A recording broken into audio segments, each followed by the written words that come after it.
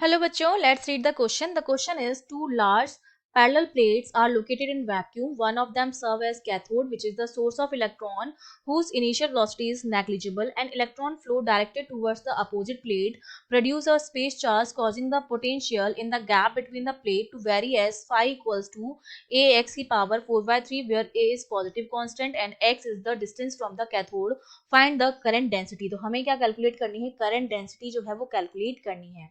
तो देखिए इस क्वेश्चन को सॉल्व करने के लिए हमारा जो की कॉन्सेप्ट रहेगा उसमें हमें पता होना चाहिए कि जो हमारी करंट डेंसिटी होती है J that is equals to E upon rho, जहां पर रो क्या होती है? रेजिस्टिविटी होती है.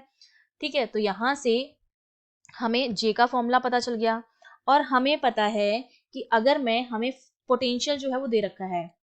ठीक है, और पोटेंशियल का अगर मैं डबल डिफरेंशिएशन कर दूं, क्योंकि ये मेरे पास कैथोड है, एक ये दो पैरेलल प्लेट्स हैं, एक कैथोड की तरह काम कर रही है, एक एनोड की तरह काम कर रही है. ठीक है, ये नेगेटिव इलेक्ट्रोड होता है, ये पॉजिटिव इलेक्ट्रोड होता है. यहाँ से इलेक्ट्रॉन्स जो होंगे वो इस तरह से क्या करेंगे? मूव करेंगे तो इनके पास क्या होगी? काइनेटिक एनर्जी होगी, जिसको हम लिखते हैं हाफ mv² से. और इनकी मूवमेंट की वजह से एक पोटेंशियल जो होगा वो कॉज हो जाएगा, और वो पोटेंशियल जो होता है वो किसके बराबर होता है? EV0 के बराबर होता है. ठीक है, और यहाँ पर पोटेंशियल को फाई बोला जा रहा है, तो मैं इसको लिख सकती हूँ बेसिकली ई फाई के बराबर. तो ये जो पोटेंशियल जनरेट होगा वो क्या करेगा? इसकी काइनेटिक एनर्जी का अपोज करेगा, इनके मोशन का अपोज करेगा. ठीक है, तो इन दोनों की अगर चार्ज इलेक्ट्रॉन का ई मान लें दोनों का, ये पोटेंशियल तो हाफ mv² प्लस ई फाई की वैल्यू जो है वो एक कांस्टेंट होनी चाहिए और जीरो के बराबर होनी चाहिए. और ये इलेक्ट्रॉन है, इलेक्ट्रॉन का चार्ज माइनस में होता है, माइनस ई फाई हो जाएगा. ठीक है, तो अब देखिए सबसे पहले तो हमें गिवन है कि जो मेरा फाई है वो कैसे वेरी कर रहा है? ए एक्स की पावर 4/3. इसको अगर मैं डिफ्रेंशिएट कर दूं विद दिस डिस्टेंस एक्स, तो ये कितना हो जाएगा? हमारे पास ए कांस्टेंट है, इनटू पावर आगे आएगी और पावर में से एक कम हो जाएगा तो 1/3. फिर इसका डबल हमने डिफरेंशिएट कर दिया, पहले हमने सिंगल बार किया फिर हमने डबल डिफरेंशिएट कर दिया, तो कितना हो जाएगा? ये 1/3 आगे आ जाएगा, तो 4/3 इंटू 1/3 4/9 हो जाएगा इंटू ए. और 1/3 में से हम माइनस करेंगे 1 को, तो ये पावर बचेगी -2/3. और ये जो डी डबल डिफरेंशिएट जो हमने किया है इसको डिस्टेंस के साथ, यही वैल्यू मेरे पास किसके बराबर हो जाएगी? रो अपॉन एप्सिलॉन नॉट के बराबर हो जाएगी. लेकिन यहाँ पर rho minus rho upon epsilon naught के बराबर हो जाएगी, क्योंकि यहाँ माइनस का साइन है. ठीक है, तो यहाँ से अगर मैं रो की वैल्यू निकालना, क्योंकि हमें रो चाहिए, अगर हमें जे निकालना है तो उसके लिए हमें रो की वैल्यू पता होनी चाहिए.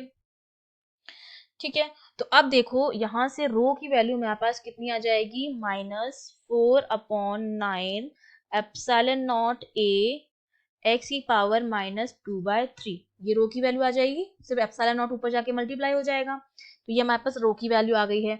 अब ये बात हम पहले ही कर चुके हैं कि जो इलेक्ट्रॉन है उस पर चार्ज अगर माइनस ई है, तो ये इक्वेशन मेरे पास जो बन जाएगी वो कितनी बन जाएगी? Half mv² minus E five which is equals to 0. और इलेक्ट्रॉन जो है वो इनिशियली इमिट हो रहा है नेग्लिजिबल एनर्जी के साथ, तो यहाँ से v² 0 के बराबर हमने क्यों किया है? क्योंकि इनिशियली जो इलेक्ट्रॉन है वो नेग्लिजिबल एनर्जी के साथ क्या कर रहा है? बाहर निकल रहा है, मतलब इनिशियल वेलोसिटी उसकी क्या है? नेग्लिजिबल है, तो एनर्जी इनिशियली जो है उसकी एनर्जी नेग्लिजिबल हो जाएगी, इसलिए हमने इसको 0 के बराबर कर दिया है. तो यहाँ से v² जो मेरा है किसके बराबर हो जाएगा? 2 इधर चला जाएगा, 2e फाई अपॉन m. और अगर v निकालना है तो उसका रूट लग जाएगा, root 2e phi upon m. और हम जानते हैं कि जो करंट डेंसिटी होती है वो रो v के बराबर होती है, रो. और फिर यहाँ पर हम माइनस का साइन भी लेंगे. क्यों माइनस का साइन लिया है हमने यहाँ पर? क्योंकि जे को हम मेजर कर रहे हैं एनोड से कैथोड की तरफ, तो इसका जो डायरेक्शन होगा हम अपोजिट डायरेक्शन लेंगे, मतलब करंट के अपोजिट डायरेक्शन में हम ले रहे हैं, तो इसलिए हम इसका नेगेटिव साइन लेते हैं करंट डेंसिटी का, क्योंकि इसको हम मेजर कर रहे हैं फ्रॉम एनोड टू कैथोड. तो माइनस रो भी हो जाएगा, तो अगर जे माइनस रो बी के बराबर है तो यहाँ से जे मेरे पास कितना हो जाएगा? रो की वैल्यू भी हमारे पास है जो हम ऊपर निकाल चुके हैं, जो हमारे पास कितनी थी? 4. और माइनस माइनस प्लस हो जाएगा, क्योंकि रो की जो वैल्यू थी वो माइनस में आई थी, माइनस माइनस प्लस हो गया 4/9 एप्सिलॉन नॉट ए. और यहाँ पर हम वैल्यू रख देंगे v की, जो हमारे पास कितनी है? 2 फाई अपॉन m. और ये हो जाएगा x की पावर -2/3. तो ये हमारे पास क्या आ गई है? करंट डेंसिटी की वैल्यू आ गई है जो हमको कैलकुलेट करनी थी. I hope you understood well. All the best.